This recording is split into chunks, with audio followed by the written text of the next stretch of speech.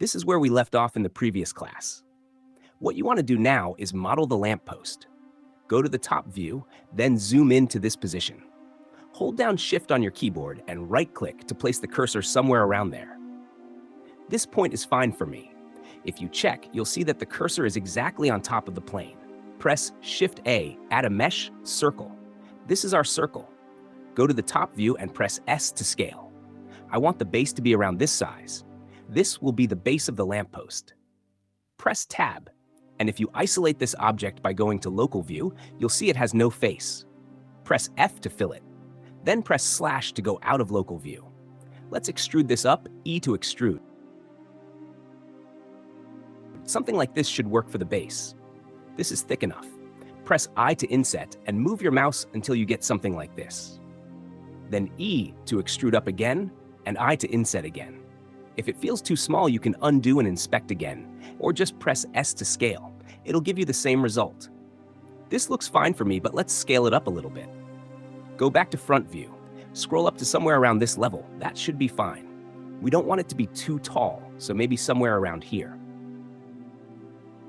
Press S to scale because we want that tapered look as it goes from top to bottom. Go to side view by pressing 3 on your keyboard. We'll add a small ring around the edge. E to extrude again to somewhere around here. Delete this face. This will serve as the pole for the lamp. Place the 3D cursor here and add in a plane. Press Tab to go to edit mode. Scale the plane as required. Extrude the plane for thickness. Duplicate the top face and leave it right on top of the model. Press P, separate by selection. Now select the separated plane in object mode, then go into edit mode. Add in edge loops as seen. Select the edge loops by pressing Alt and Shift to add to selection.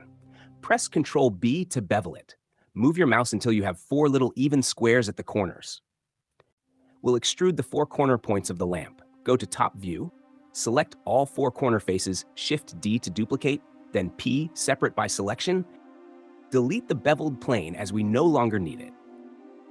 Go back to edit mode, select all A, then E to extrude upward. This level should be fine. Press S to scale. This looks about right. The only thing to fix now is the size of the faces. They've increased compared to the bottom squares. Normally, S scales based on the main origin point, but we want it to scale each face individually. Change the pivot mode to individual origins. Now when you press S, it scales each face individually. Make them a bit smaller so they match the base. This should be fine for the lamp. Compare it with the entire scene. Looks good. Select this object, Shift D to duplicate. Press 3 for side view, move it up on the Z-axis to somewhere around here. Now press S to scale, and Shift Z so it scales on every axis except Z. We want this part slightly larger than the base. Press I to inset the top selected face. Extrude it upward as seen. Scale it down a little, and G plus Z to move it up if necessary. That should do. The lamppost is starting to take shape. Let's add the glass that goes around the lamp. Select all of this, press Slash to go to local view, and tab into edit mode. Select all 4 corners of the pole, Shift D to duplicate, then P separate by selection.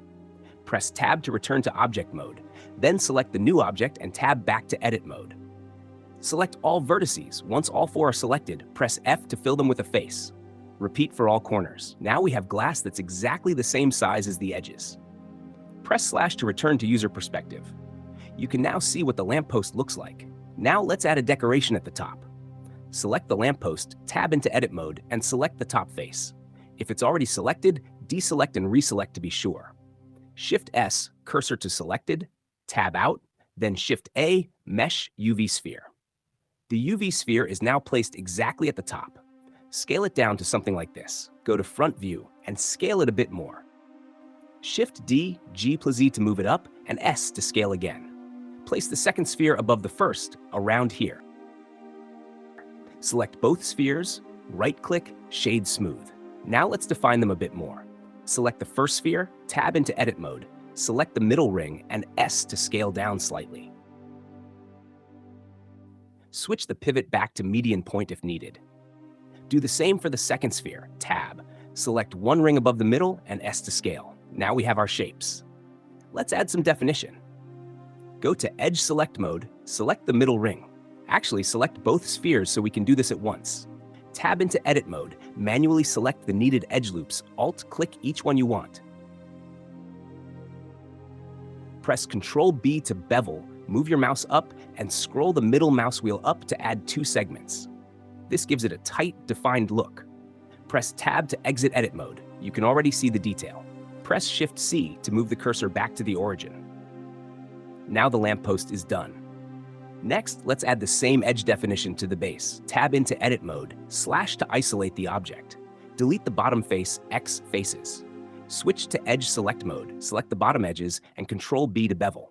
Make sure to apply rotation and scale, Ctrl-A before beveling. This ensures the bevel works correctly. You can now shade smooth, and you'll notice crisp, clean edges. Beveling helps your objects catch light better. Now let's do the same for the other parts, but this time using a bevel modifier.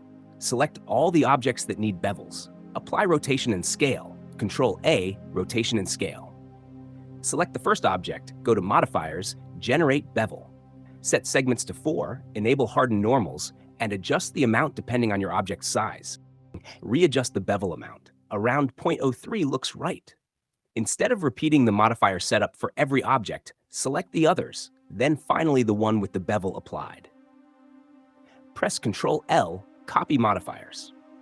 Now all objects have the same bevel settings. And that's it for this class. In the next one, we'll be creating the waste bin or trash bin, whichever you prefer. If you'd like to scale your lamppost further, select everything, press Tab to enter Edit mode, select all vertices A, then scale S or move G+Z as needed. If it feels too tall or too large, adjust it however you like.